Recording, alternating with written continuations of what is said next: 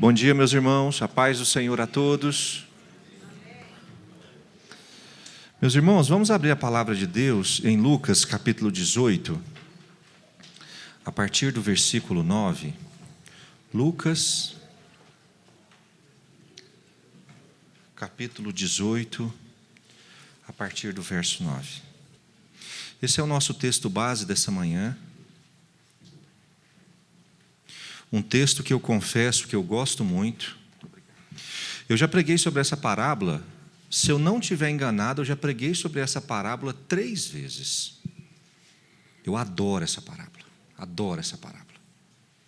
Lucas capítulo 18, verso 9, Jesus diz assim: propôs também esta parábola a alguns que confiavam em si mesmos, por se considerarem justos, e desprezavam os outros.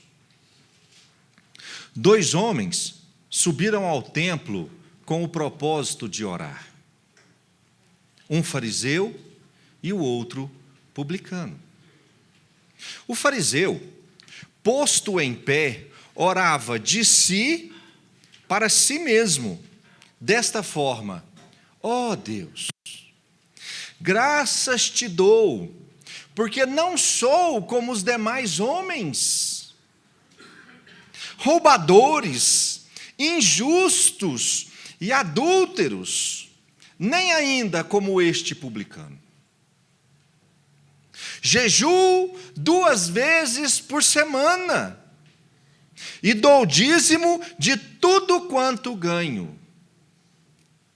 O publicano, estando em pé, longe, não ousava nem ainda levantar os olhos ao céu, mas batia no peito, dizendo: ó Deus, sê propício a mim, que sou o quê?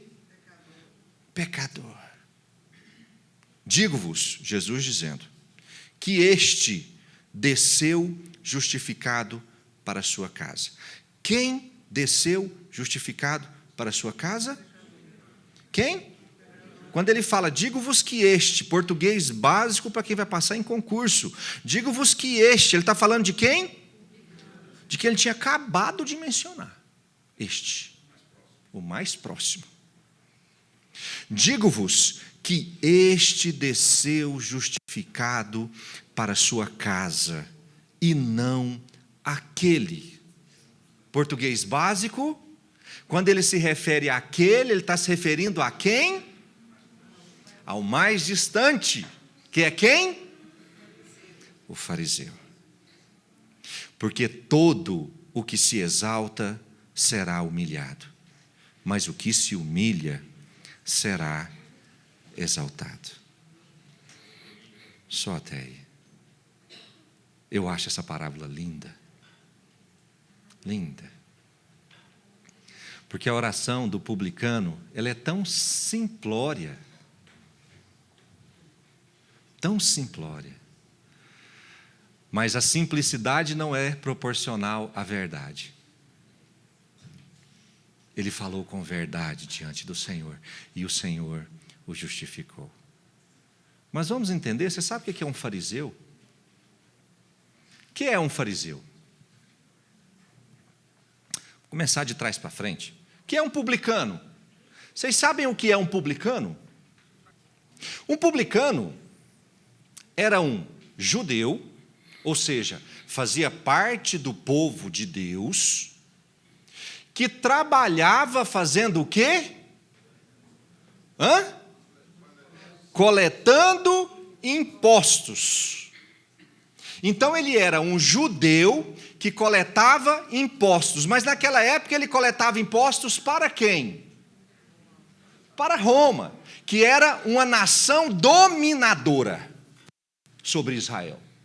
Então o publicano era geralmente visto como um traidor, porque ele coletava os impostos dos judeus, que eram o seu povo, e coletava esse dinheiro para quem?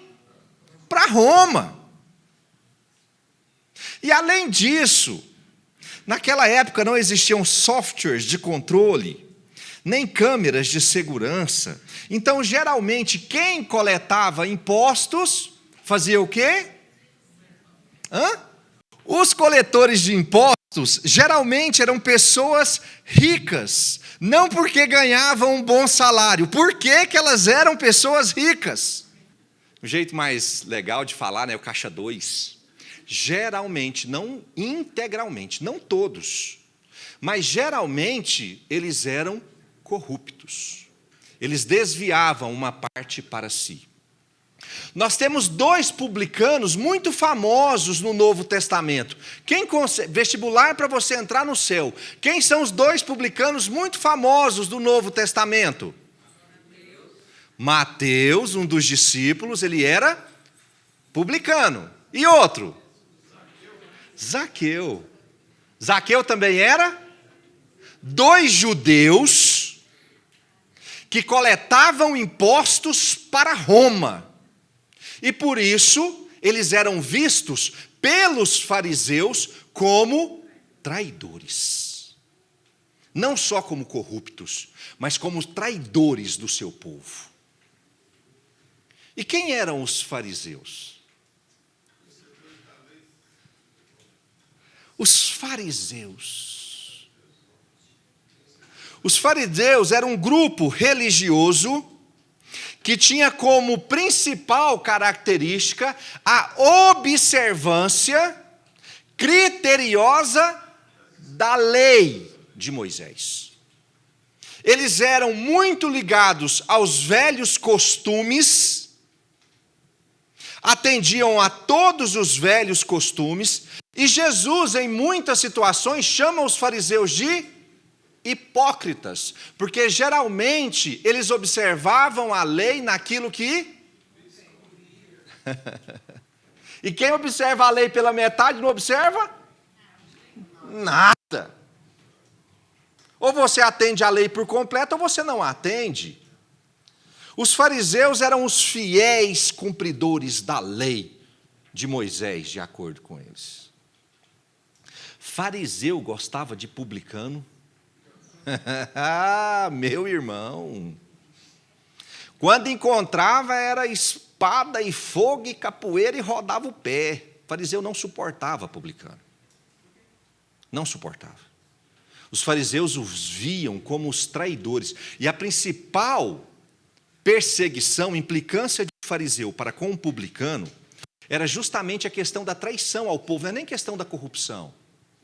Era a questão da traição. Nossa, você está tirando o dinheiro do seu próprio povo para dar a uma nação estrangeira, a uma nação dominadora. Então eles não se bicavam. E você sabe o que é ser justificado? Então nós temos o publicano, o fariseu e a justificação. Este desceu justificado para a sua casa. O que é justificação?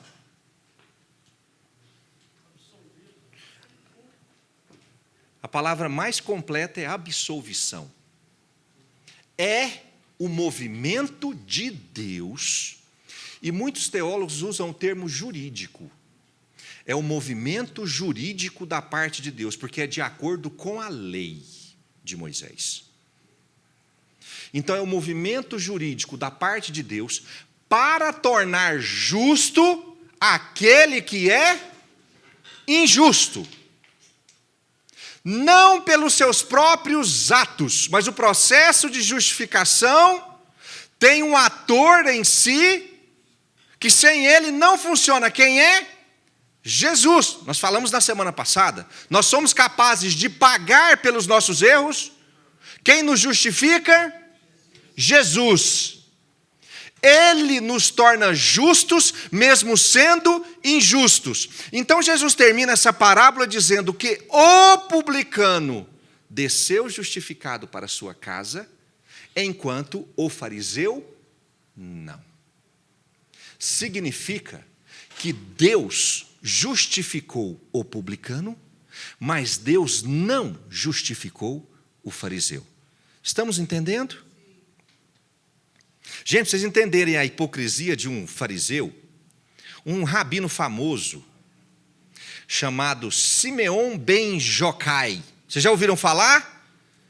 Nem eu, disse certa vez, um fariseu dizendo, um rabino dizendo, se existirem apenas 2 homens justos no mundo, eu e meu filho somos eles. E ele continua, se existir apenas um homem justo no mundo, eu sou este homem. Isso é espírito farisaico. Um fiel cumpridor da lei de Moisés. Assim eram os fariseus. Naquele tempo, meus irmãos, os devotos iam ao templo. Quem morava em Jerusalém, que tinha fácil acesso ao templo, eles iam ao templo 3 vezes ao dia, às 9 da manhã, ao meio-dia e às 3 da tarde, para fazerem as suas orações. Os judeus creem que a oração feita no templo é mais eficaz. Vocês já viram o Muro das Lamentações? O que é o Muro das Lamentações? A última parte de pé do templo, porque o templo foi destruído. No lugar tem uma mesquita muçulmana. Mas a única coisa que ficou de pé foi aquele muro. O que os judeus fazem ali? Oram. Eles creem que a oração no templo, ela tem mais eficiência, porque Deus habita ali. O templo, para os judeus, é a casa de Deus. Para os judeus é o segundo lugar mais sagrado que existe. É o Muro das Lamentações. Por isso que eles vão lá e depositam as suas orações. Tem uns que escrevem. Geralmente não é o judeu que deposita o escrito, geralmente é o crente. Mas o judeu vai lá no Muro das Lamentações e para fazer as suas orações no templo. E naquela época o templo ainda estava de pé, era um prédio. As pessoas iam ao templo para orar. Estamos entendidos do contexto? Você sabe o que é um fariseu? Quer que eu explique de novo? Você sabe o que é um fariseu? Você sabe o que é um publicano? Você sabe o que é o processo de justificação? Então vamos para a nossa palavra. Dentro dessa estrutura, dessa parábola proposta por Jesus, eu quero citar 3 relações centrais que dizem respeito ao povo de Deus. A primeira delas, a relação do crente com a igreja. A segunda delas, a relação do crente com os seus irmãos. E a terceira delas, a relação do crente com Deus. Podemos ir nesse caminho? 3 relações dessa parábola. Você é crente? Ou você é crente? É um termo meio chulo, tem gente que não gosta não, mas nos ajuda, é mais fácil. Crente, você é crente? Então essa parábola vai nos ajudar a entender a nossa relação com a igreja, vai nos ajudar a entender a nossa relação com os nossos irmãos e vai ajudar a entender a nossa relação para com Deus. Vamos junto? Primeiro, relação com a igreja. Eu quero começar no verso 10 e do verso 10 extrair 2 palavras centrais desse versículo. Lucas 18, verso 10. Diz assim: 2 homens fizeram o quê? 2 homens fizeram o quê? Subiram ao templo com o... 2 palavras que eu quero que você grave aí na sua Bíblia. Se você tiver marca-texto cor-de-rosa aí, verde, faça uma marquinha. Subir e propósito. 2 homens subiram ao templo. Muitos podem considerar que Jesus usou o termo subir por verificar que o templo estava numa posição mais alta do que o restante da cidade. Muitos podem considerar que quando Jesus usou o termo subir ao templo, ele estava considerando o nível do mar, questão geográfica. Mas só que nós não estamos falando de um evento físico, nós estamos falando de uma parábola. Na minha humilde concepção, Jesus não usou o termo subir ao templo apenas como uma diferença geográfica.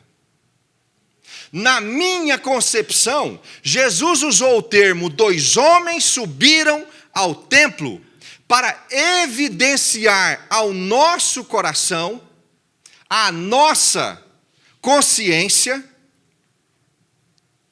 que o ir ao templo, na grande maioria dos casos, é uma subida. Irmãos, ir à igreja, participar do culto, estar no templo, dificilmente será uma descida. Quem aqui anda de bicicleta? Jones, quem mais? Pastor Eliezer, você anda de bicicleta? Já andou, né, pastor? Ah, bom, eu também já, pastor Elias. Só tem 35 anos. Quem anda de bicicleta? Pastor Eliezer, você anda? Mesmo? Tem uma magrela lá? Irmãos, como é quando você está de bicicleta na subida?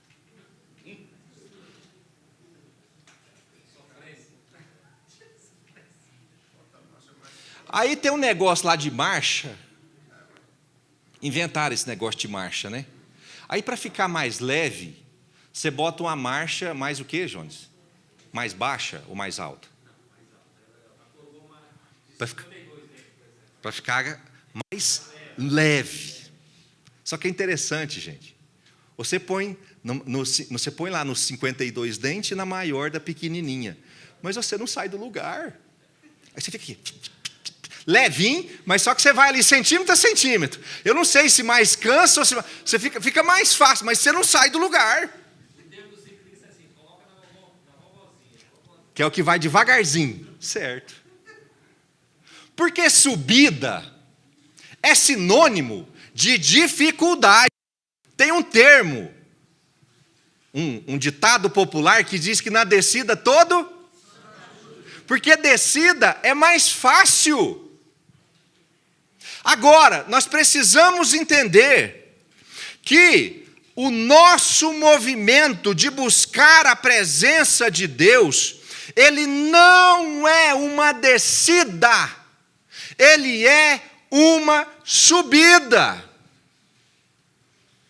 Meu irmão, não espere da parte de Deus que no domingo de manhã vai um anjo na sua casa e pegar a sua cama e te transportar. E vai te trazer aqui na igreja para você receber da parte de Deus. Porque no domingo de manhã, eu não sei de vocês, mas é o dia que a minha cama está mais confortável. É o dia que eu estou mais cansado. É o dia que eu mais tenho dificuldade de levantar.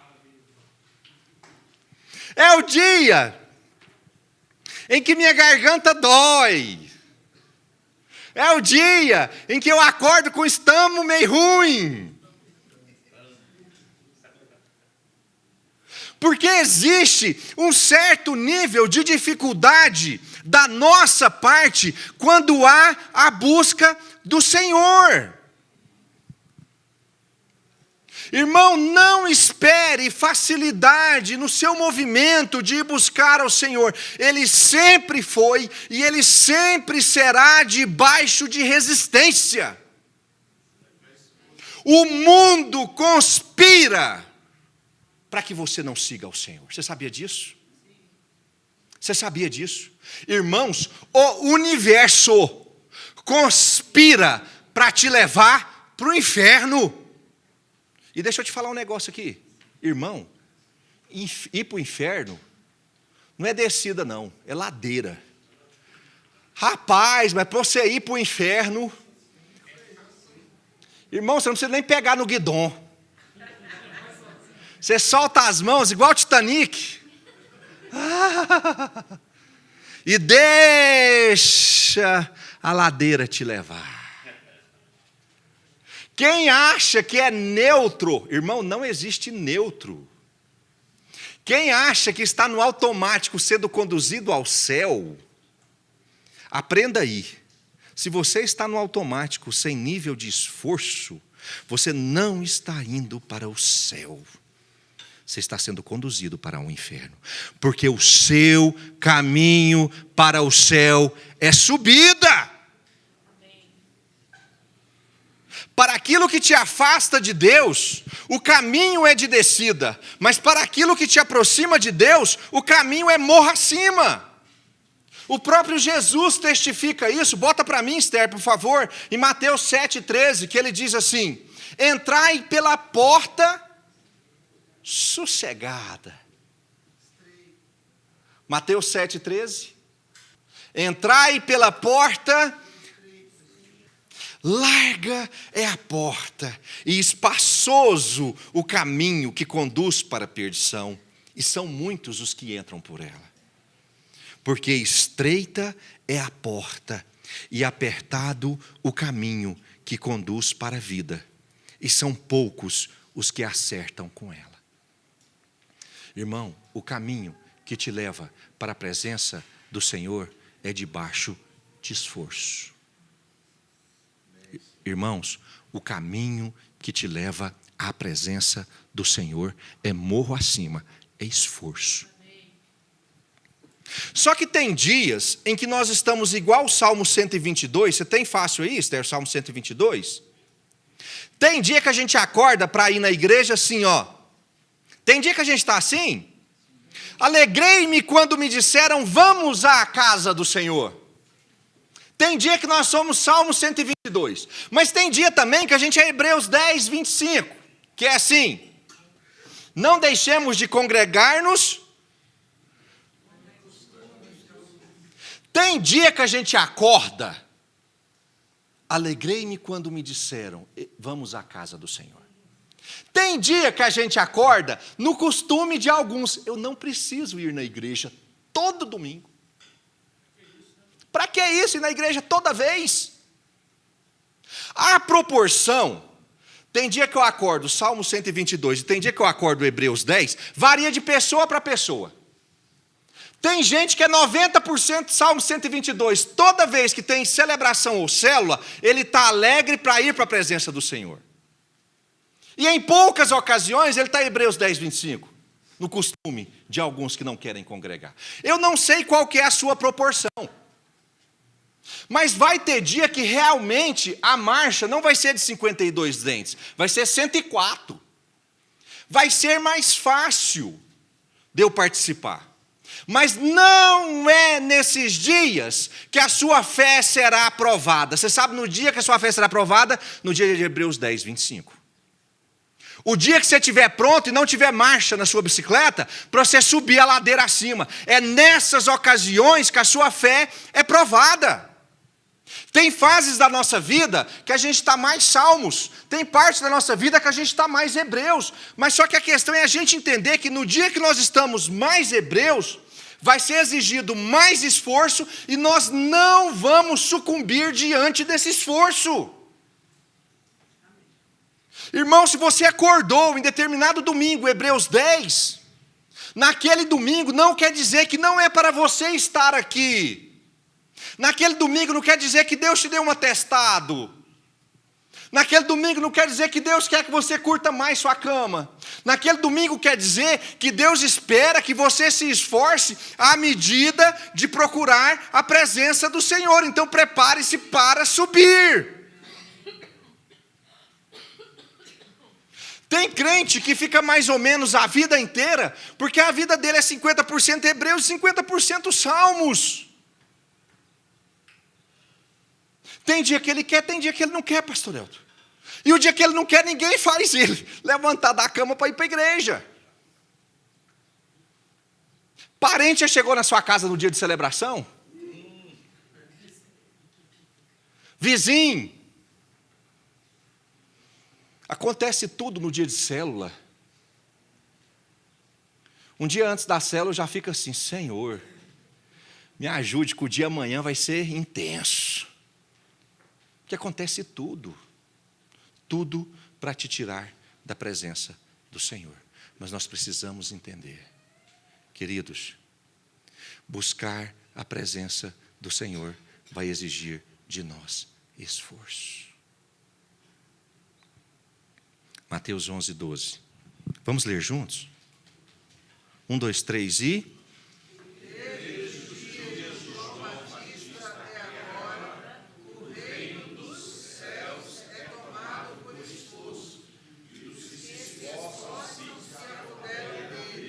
Desde os dias de João Batista até hoje, irmãos, sem esforço não tem reino dos céus. Se você quer o reino dos céus, prepare-se para se esforçar. Não é descida, é subida. É subida. Mas aí, o versículo também fala da palavra propósito. 2 homens subiram ao templo com qual propósito? Com qual propósito? Verso 10. Com qual propósito? Irmão, para que você vai à igreja?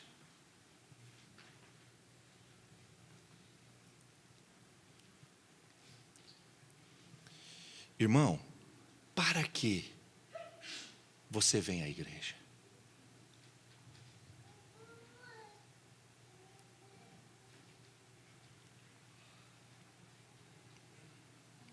A gente pode usar os mais diversas justificativas. Eu venho à igreja por causa do cafezinho. Vocês já tomaram o cafezinho que tem ali fora, gente? Que delícia. Que delícia. Ou por causa do chá da Sueli, ou por causa do café da minha sogra. Que delícia. Você pode usar outra justificativa. Você vem à igreja para ver o pastor Eli. Eu venho à igreja para ver alguém. Você pode usar a justificativa. Eu vou à igreja para ouvir alguém. Quem vai pregar? Eu quero ouvir aquela pessoa. Eu vou à igreja para cantar uma música, que eu gosto do louvor. Eu vou à igreja porque tem café da manhã. E o nosso café da manhã não é qualquer café da manhã não, gente. Hã? Vocês já comeram cuscuz que o Narciso faz?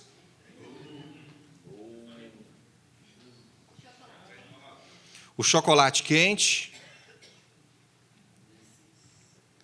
Você pode vir à igreja porque domingo é dia de ir à igreja.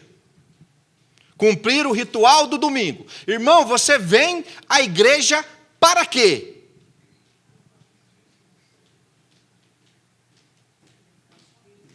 Acabou, Leila? Aí, estou falando que é bom. Porque tem 7 litros ali, gente. Não é porque nós tomamos café com vontade mesmo.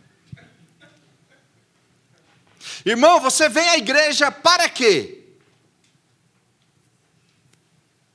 Aqueles homens tinham um propósito para ir à igreja.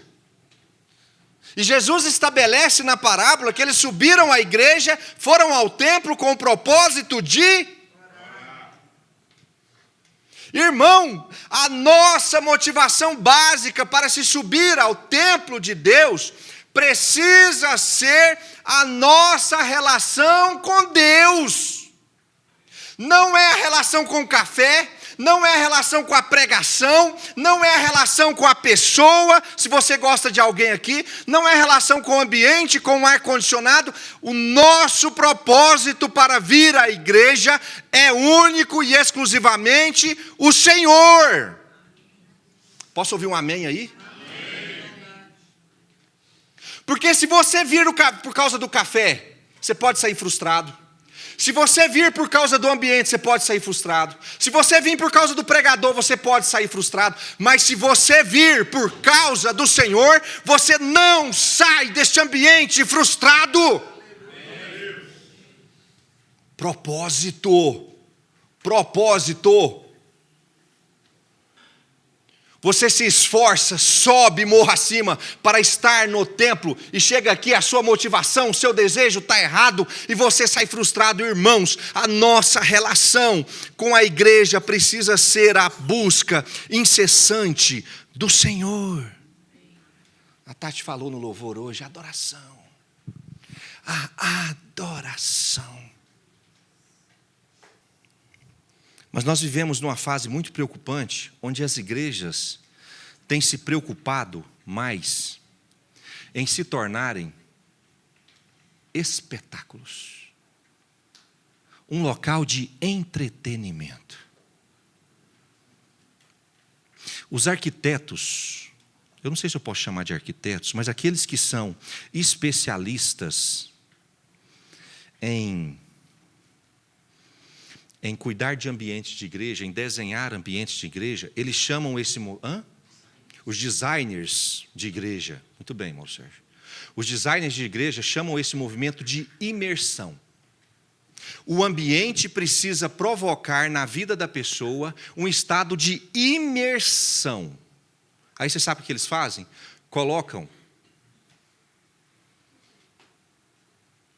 painéis 360. O cheiro, ele é artificialmente criado. As luzes precisam condizer. Existe toda uma estrutura estabelecida para que a pessoa se sinta bem em entrar naquele ambiente. E muitas pessoas se sentem motivadas a irem na igreja por causa do ambiente. Irmão, isso é uma tragédia para o crente. Nós não vemos aqui porque a parede é amarela. Nós não estamos aqui porque o pastor prega bem. Nós não estamos aqui porque tem ar condicionado. Nós estamos aqui por causa do Senhor. Eu vou na igreja porque ela é legal. Eu vou na igreja porque ela é bonita. Eu vou na igreja porque ela é perto. Irmão, nós precisamos cuidar o para que nós vamos à igreja. Porque se a nossa principal motivação não for adorar ao Senhor, a médio e longo prazo você vai se frustrar com a sua igreja. Nós estamos aqui para adorar ao Senhor. As pregações têm se tornado palestras motivacionais, onde o intuito é fazer as pessoas se sentirem bem. A pregação nada tem a ver na relação entre pregador e público. São direções dadas por Deus para alcançar alguém que Deus deseja alcançar. A verdadeira interação está entre você e Deus, ao receber e internalizar aquilo que o Espírito Santo está ministrando ao seu coração durante a pregação. Mateus 21:13, olha o que Jesus diz com relação à igreja. E disse Jesus, está escrito, a minha casa será chamada casa de entretenimento. Show gospel, uau! Super show, noite não sei o quê. A minha casa será chamada casa de oração. Você acha que a igreja primitiva tinha grandes templos preparados para receber pessoas? Vocês acham que os pregadores, os apóstolos, eram pregadores de excelência? Não eram. Paulo pregou. Vocês reclamam aqui que a minha pregação dura 1 hora? Paulo pregou a noite inteira. E a pregação dele estava tão maçante que teve um irmão que dormiu. Vocês lembram disso, gente? Eu fico pensando, se você está sentado numa janela, num lugar mais elevado, você está ali bem atento, porque você pode cair. Mas a pregação estava tão maçante que o homem descuidou de tal forma que ele dormiu na janela, caiu e morreu. Paulo pregando. Eu queria ver Paulo pregando. Não, irmão. Você queria experimentar do movimento de Deus que estava dentro da igreja naquele momento. É Deus. Ele é a nossa principal motivação. Entre por aquelas portas com desejo de estar com o Senhor. Entre por aquelas portas com desejo de falar com o Senhor. Entre por aquelas portas com desejo de ouvir do Senhor. A hora que o pastor Wesley pega o microfone para orar, eu já desanimo. Eu já desanimo. Eu já contei para vocês, teve um dia que eu cheguei aqui para orar. A hora que eu peguei o microfone, cheguei aqui para pregar, a hora que eu peguei o microfone para pregar, teve uma família que saiu porque eu era o pregador.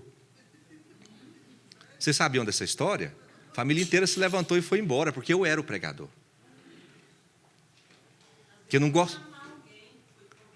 Mas não voltou até hoje, está longe essa pessoa. Essa pessoa mora lá na China, no Japão. Está longe. Você sabe o que é isso, irmão? É a expectativa, é o propósito vinculado à pessoa e não ao Senhor. Irmão, se eu chego aqui na frente e você não gosta da minha pregação, faça igual eu. Às vezes a pessoa chega aqui na frente, ela fala um tema que eu falo assim, esse tema eu conheço. Mas eu digo assim, Senhor, não preciso de um banquete, não, me dá uma frase. Me dá uma frase dessa pregação. Irmão, você não precisa de banquete toda vez, não. Você precisa de uma frase. Não feche o seu coração para o pregador, porque Deus quer falar com você. E todas as vezes que eu peço ao Senhor uma frase, Ele me dá uma, duas, várias, porque o meu coração está esperando aquela frase. Senhor, fala comigo. Expectativa voltada ao Senhor. Qual o propósito de estarmos aqui? O nosso propósito é o Senhor. 2 homens subiram ao templo com o propósito de orar. Amém, irmãos? Amém. Nossa relação com a igreja. Segundo, a nossa relação, a relação do crente com os irmãos. Lucas 18:11 diz assim: o fariseu, posto em pé, orava de si para si mesmo, desta forma: ó Deus, graças te dou, porque não sou como os demais homens, roubadores, injustos e adúlteros, nem ainda como este publicano. Vamos entender a dinâmica aqui. Irmão, o fariseu subiu ao templo naquele dia. Exigiu dele certo grau de esforço?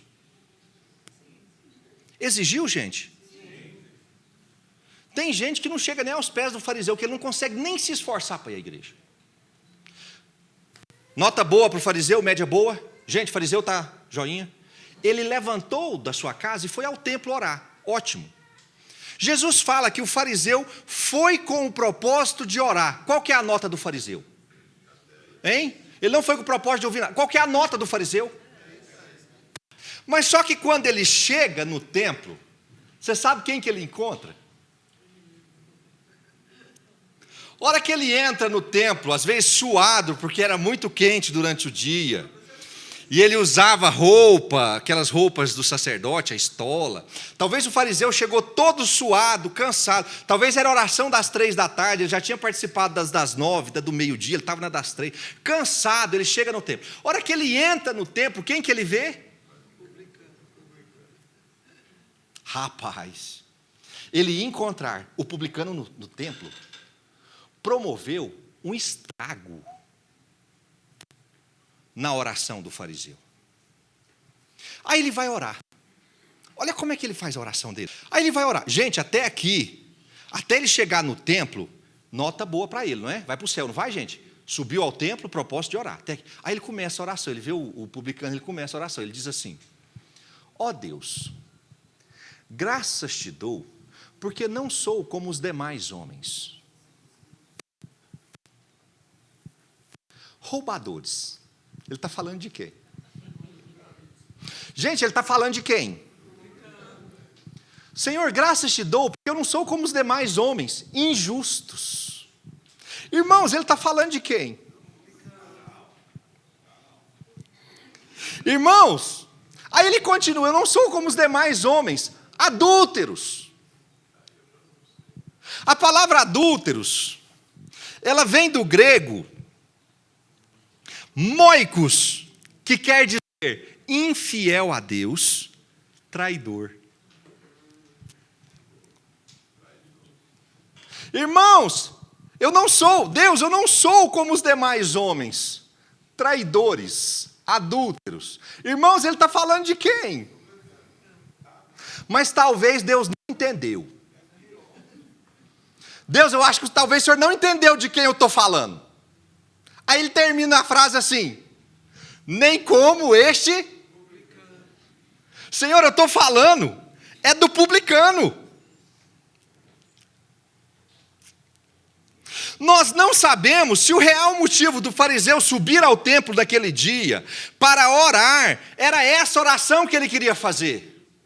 O que nós sabemos é que a presença do publicano promoveu a oração que o fariseu fez.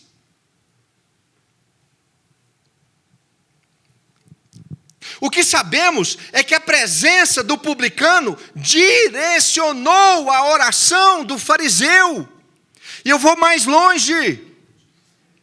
A rejeição, a contenda, a insatisfação do fariseu com o publicano comprometeu a oração dele naquele dia.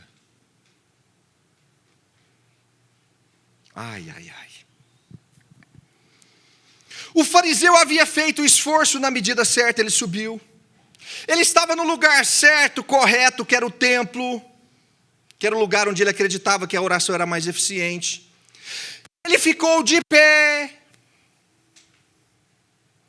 Ele orou ao Senhor, propósito de oração, a minha casa será chamada casa de oração, tudo certinho, mas a oração dele foi ineficaz, porque um sentimento para com outro judeu comprometeu a sua relação com Deus naquele dia. Irmãos, isso nos leva a uma conclusão bastante óbvia. Segura aí, que lá vem a pancada do Espírito Santo. A sua rejeição, a sua implicância, a sua falta de perdão, a sua contenda, o seu conflito com as outras pessoas podem comprometer a sua oração e a torná-la ineficaz. Misericórdia. Pastor, onde fala isso na Bíblia? Marcos 11, 25. E quando estiverdes orando,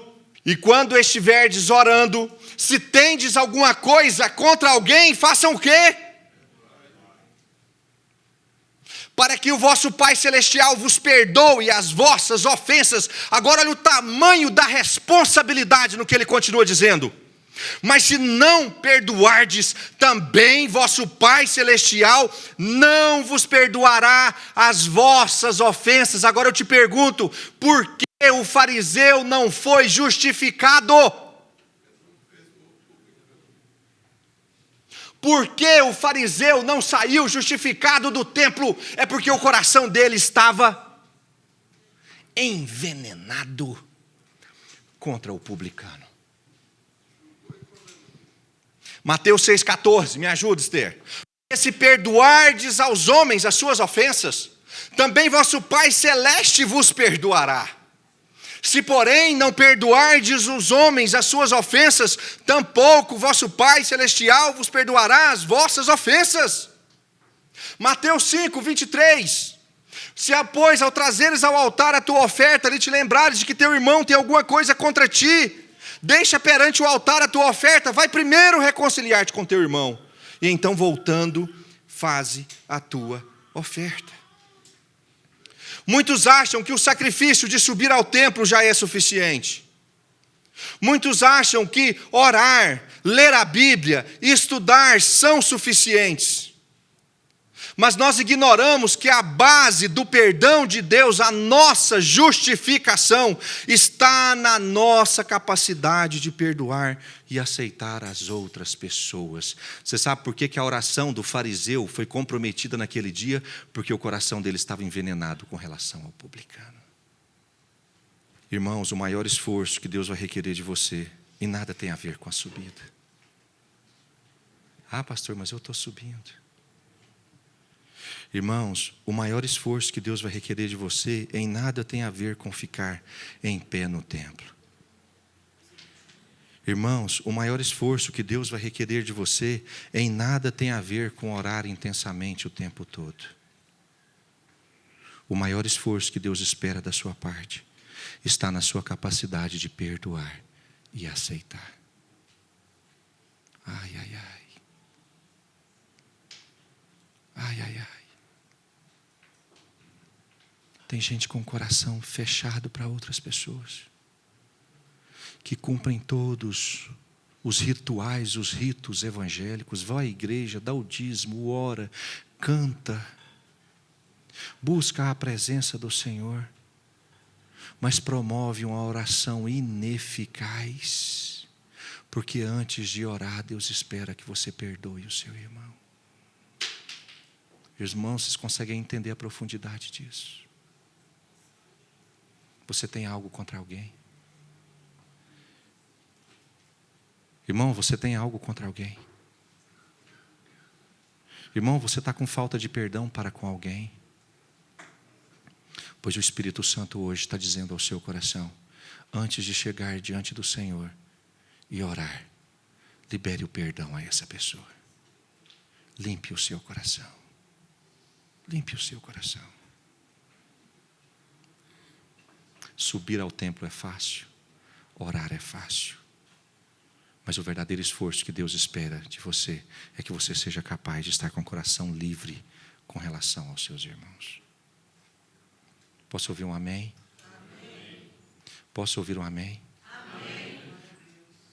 Pastor, mas a oração do fariseu, Deus não aceitou porque ela foi fraca. Não, Deus não aceitou porque o coração dele estava envenenado com relação ao publicano. Por isso a nossa relação com os nossos outros irmãos, ela é básica para estabelecer o nosso relacionamento para com Deus. Por fim, irmãos, a nossa relação para com Deus. Lucas 18, 14, diz assim, nosso texto base: digo-vos que este desceu justificado para a sua casa, e não aquele, porque todo o que se exalta será humilhado, mas o que se humilha será exaltado. Irmãos, a Bíblia fala que o publicano naquele dia, ele ficou de longe orando. Você sabe por que ele ficou de longe orando? Quem sabe por que o publicano está orando de longe? Por que o publicano está orando de longe? Quando Adão pecou, o que Adão fez, irmão? Você sabe qual que é a tendência natural daquele que comete pecado? A tendência natural é ele se esconder da parte do Senhor, ou ele ficar mais afastado da parte do Senhor. Ele não se sente digno, ele não se sente justo o suficiente, ele não se sente limpo o suficiente. Mas só, irmão, que nós precisamos reconhecer o tamanho da ousadia desse publicano. Porque o mais certo para ele, que estava em pecado, que era mal visto pelos outros, era ele ficar onde, irmão? Era onde? Em casa. Era muito mais fácil. Rapaz, eu vou me expor no templo, para quê? Lá está cheio de fariseu que fica me condenando, cheio de judeu que fica me condenando. Eu vou sair da minha casa para ir no templo fazer o quê? Mas ele toma uma coragem, Narciso. Ele sai da casa dele, ele sobe até o templo com o propósito de orar. E mesmo ficando acanhado à distância, ele estava lá, estava clamando ao Senhor. E você sabe o que é mais bonito nisso? É que ele estando dentro da casa de Deus no templo, com oração simples: ó Deus, sê propício a mim. Uma frase simples. O Senhor o rejeitou? Irmãos, o Senhor o rejeitou? Porque ele estava em pecado. O Senhor não o rejeitou. Muito pelo contrário. O Senhor o recebeu. O Senhor o justificou. Ele entrou no templo naquele dia condenado pela lei. Mas ele saiu do templo naquele dia justificado pelo Senhor. E isso foi porque ele teve coragem de se achegar diante da presença do Senhor. Meu irmão, você vai fugir até quando? Irmão, você vai ficar resistindo até quando? Você vai ficar com essa síndrome de Adão até quando? achando que pode se esconder de Deus. Gente, Adão para mim é o homem mais burro da terra, porque ele se escondeu atrás de um arbusto de Deus. Vai ser bobo assim lá na China. Pensa, Edinho, um homem lá de cócoras assim atrás do arbusto. Estou escondendo de Deus.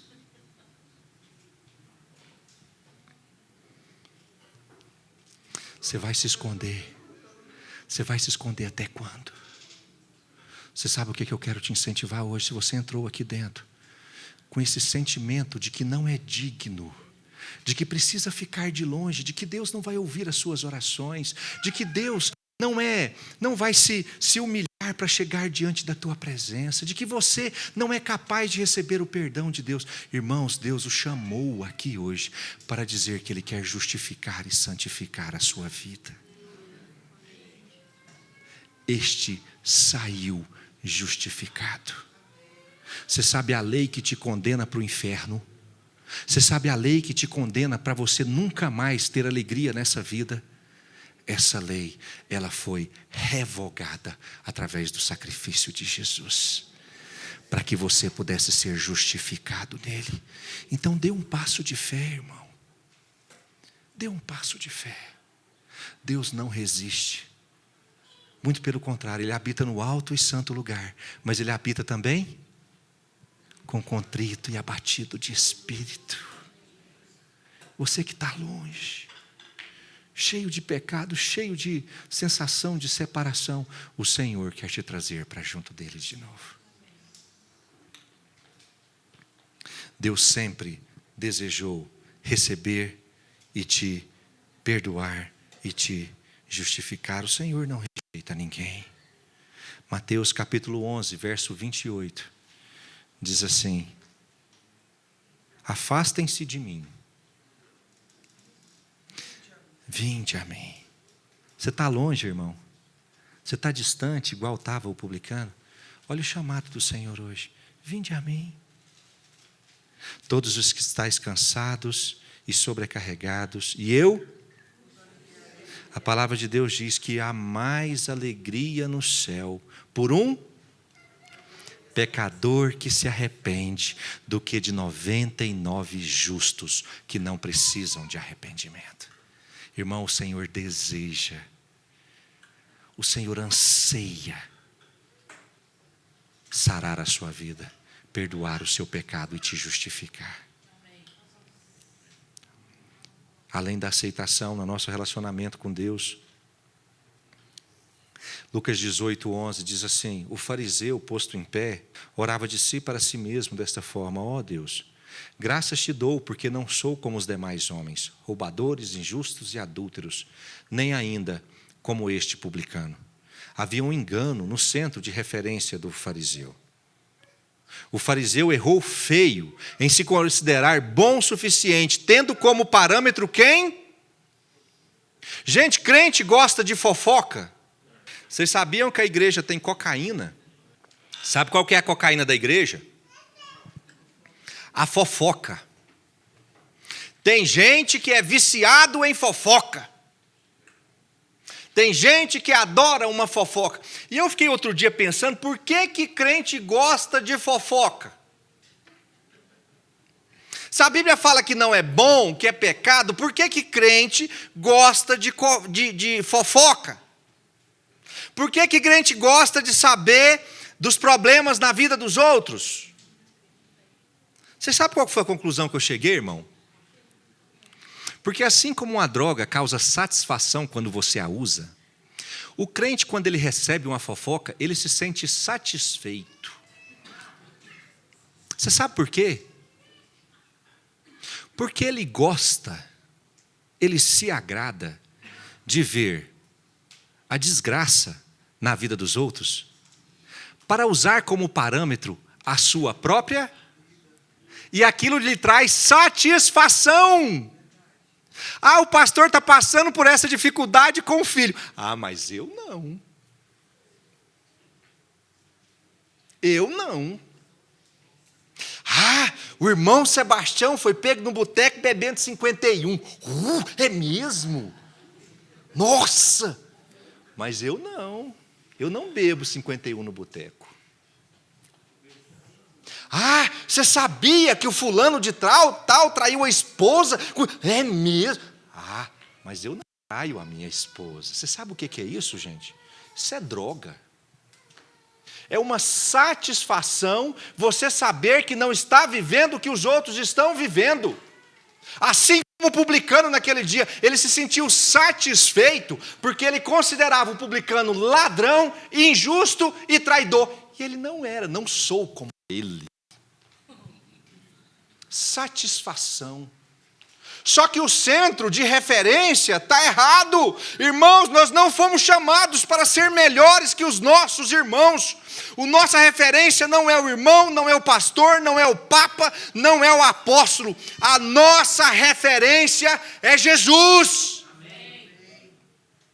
Se você não chegou à plenitude da estatura de Cristo, então não existe satisfação. Não tem como eu estar alegre, porque eu não alcancei quem Jesus é. Ai, ai, ai. Eu fico feliz porque eu estou melhor do que Ele. Centro de referência errado. Você tem que estar triste porque você não é igual a Ele. Ele é a nossa referência.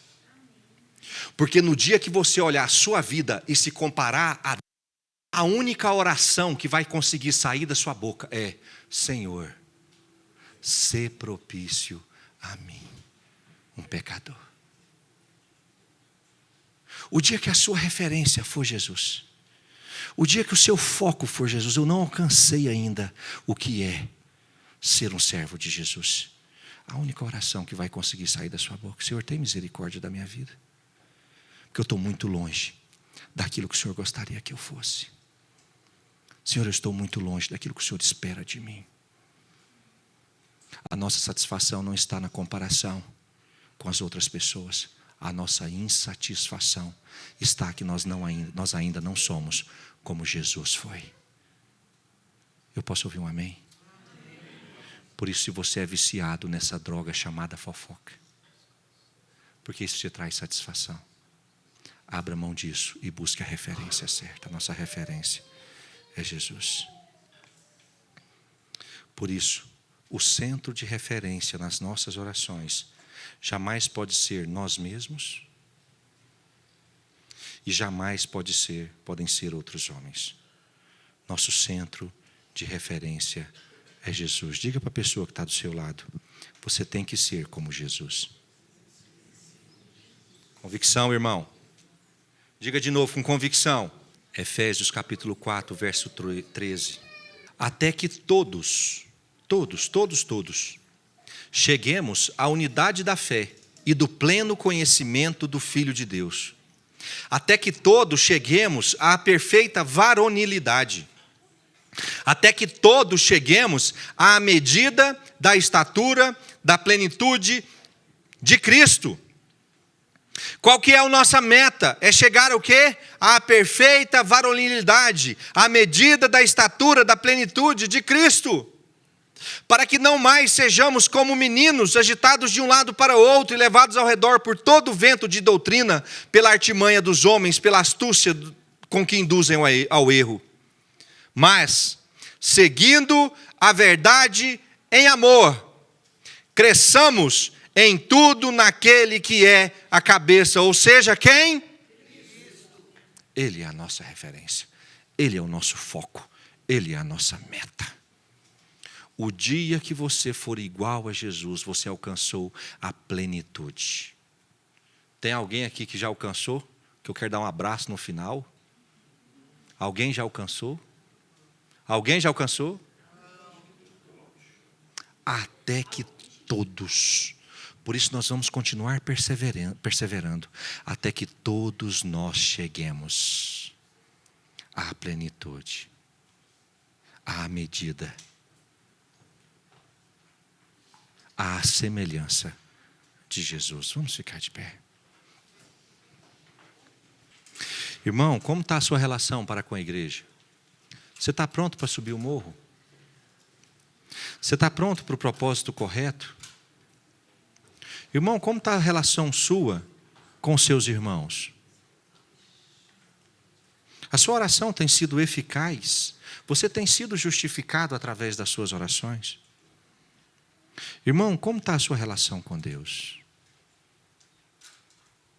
Você tem se mantido de longe por considerar-se um pecador? Você tem colocado Jesus como referência, como padrão para a sua vida?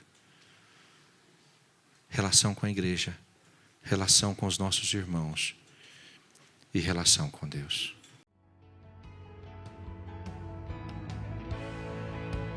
Anjos te louvam, os anciãos se prostram.